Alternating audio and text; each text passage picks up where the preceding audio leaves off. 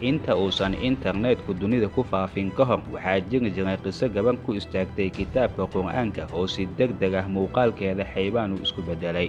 Waxa ayna qisada gabadhani dhegba dheg ay ku faaftay dhammaan qaaradaha adduunka, gaar ahaan waddamada muslimiinta. Ka hor inta aanan qisada gabadhani u gudagelin baaritaanadii lagu sameeyey, waxaan si wada guud ahaan u dulmari doonaa qisada sida ay ku dhacday. Waxaa jiri jirtay gabar aad u jecel dhegaysiga muusiga. Maalin maalmaha ka mid ah guriga waxaa joogay gabar iyo hooyadeed. Hooyadu waxa ay cod dheer ah ay ku akhrinaysay kitaabka qur'aanka, gabadhuna muusig ayay dhegaysanaysay. Maamadu waxa ay gabadheedu ka codsatay maadaama qur'aan ay akhrinayso in muusiga ay ka gaabiso.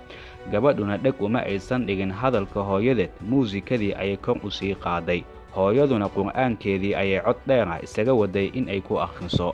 Gabadhii waxa ay dhibsatay ugu dambayn akhrinta qur'aanka, iyada oo aad u caraysan ayay gacanta hooyadeed ka qaaday kitaabka qur'aanka wayna jeexday iyada oo ku jeesjeesaysa. Marxaladda ay bilowday in ay jeexdo kitaabka qur'aanka, gabadhu waxaa qabsaday dab holcaya. Maamooyinku mar walba waa kuwa naxariis badan. Waxa ay gabadhu ku daday si ay dabka u damiso busto, balse bustihii dabka marka ay ka gashayba waxaa isbedelay suuraddii gabadha. Waxa ayna yeelatay gabadha shakligani kuu muuqda. Gabadhani hadda waxa ay ku sugan tahay hosbitaal Holland ku yaala. Maamadeedii ayaa waxa ay ka codsanaysaa inay cafiso. Qaabkani ama habqaabkani aad ugu shabahana waa qisada sida dhegba dheg ay ku soo gaartay. Lama oga qisadani qofka alifay sababta iyo ujeedada uu ka lahaa. dabcan qof walba ee muslim ah waxaa waajib ku ah in qur'aanka xishmad aad u ballaaran uu siiyo. Xilliga qur'aanka la akhrinayo qofna uma wanaagsana in cod ama qur'aanka uu ku dul hadlo. Tanina waa dhaqanka muslimiinta oo dhan ay leeyihiin, balse qisadani madad ayaa si ay dadka ugu dhiirigeliyaan xishmadda iyo in kitaabka qur'aanka aanan la dayacin darteedu miyay u alifeen. Waqti xaalinkan lama oga. Waxaa suuragal ah inaad isweydiiso haddii qisadaasi ay tahay mid aan waxba ka jirin, sawirka muxuu yahay. Sawirkani waa heykalka baalmuuma loo yaqaano, waxa uuna yaalaa madxafyada qaarkood gaar ahaan Holland. Ma aha sawir si gaar ah gabar ay u leedahay. Dad ayaa waxaa suuragal ah sawirkani marka ay la yaabeen in qisada gabadhani ay alifeen. Dadkuna maadaama isgaarsiin iyo xog meelo ay ka qaataan aysan jirin xilligaasi, si degdeg ah ayaa dunida maseejkani uu ku faafay. Qisooyinka noocani oo kale ah waagii hore inta uusan internetku soo ifbixin ka hor waxa ay ahaayeen kuwo aad u badan. Xitaa dadka waxaa lagu xujayn jiray in waraaqado ay fotokoobi gareeyaan si ay 24 saac gudahood ay u helaan wax ka farxiya. Iyo sidoo kale waxaa jiri jiray fariimo dad sheeganaya in nebiga ay ku riyoodeen, muslimiintuna aqbaar uu ugu soo dhiibay. Waxyaabahani dunida marka ay horumartay waxaa yaraaday maanta saamaynta ay leeyihiin. Si kastoo weli ay u jiraan, dadka qaybo ka mid ah ayaa weli maseejyadani iyo qisooyinkani rumaysan, si kastaba ha u yaraadeen. Qisada kale ee cajiibka ah internetka lagu faafiyay waa gabar ku istaagtay kitaabka qur'aanka oo lugteedii barartay. Gabadhani oo ah mid Indoneesiyaan ah waxaa ku dhacay cudur kaas oo sababay in lugteedii si aad ah ay u bararto. Gabadhani oo marna dhinac ka xanuunsan marka dunida qisadeedii ay ku faaftay waxa ay sabab u noqotay in kumanaan qof ah ay soo booqdaan ilaa nafteedii halis ay gasho.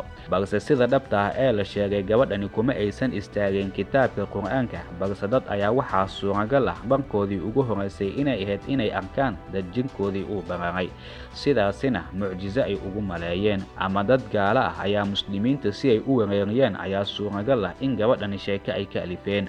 Waxaa xaqiiq ah qof walba ee ku jeesjeesa aayadaha qur'aanka waxa uu la kulmayaa ciqaab weyn, mid adduunyo iyo mid aakhiro.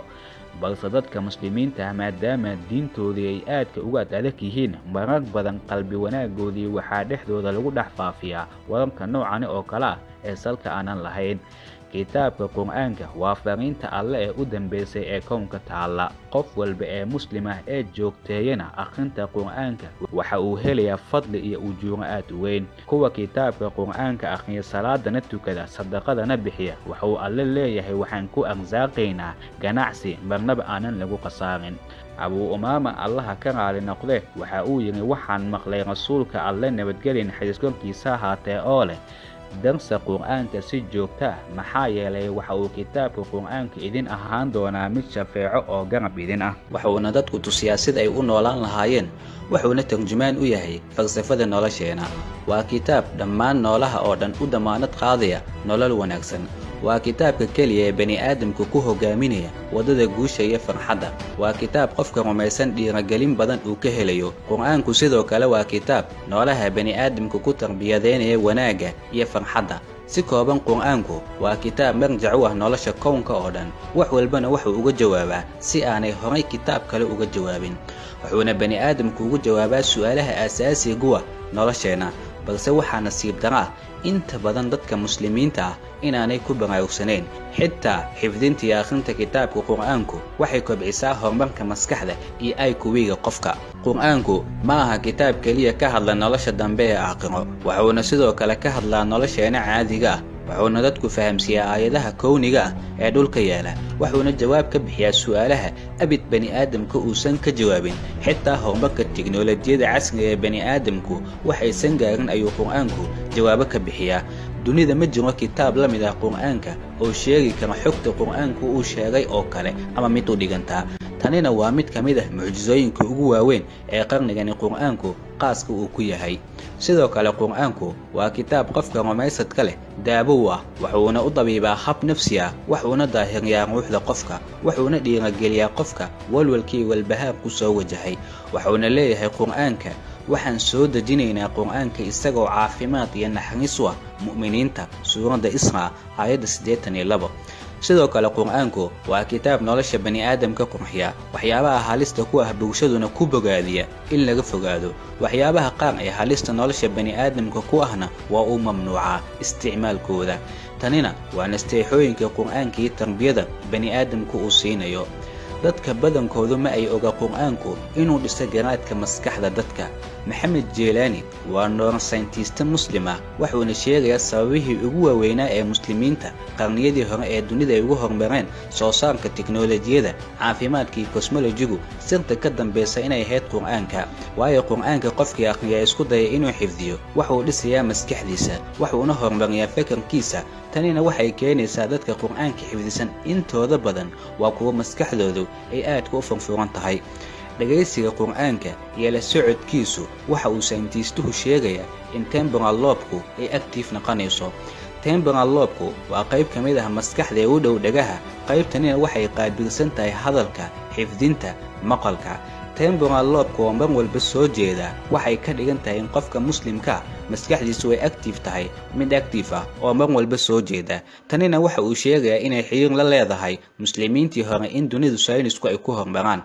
muslimiintu waxaa dhaqan iyo caado ah in carruurtoodu ay ku barbaarayaan xifdinta iyo barashada Qur'aanka iyaga oo yaryar. dhab ahaantii waa nooc ka mid ah tarbiyada wanaagsan, waayo ilmuhu waxaa furfurmaya maskaxdooda si degdeg ah ay wax walbana ku xifdin karaan iyaga oo yaryar.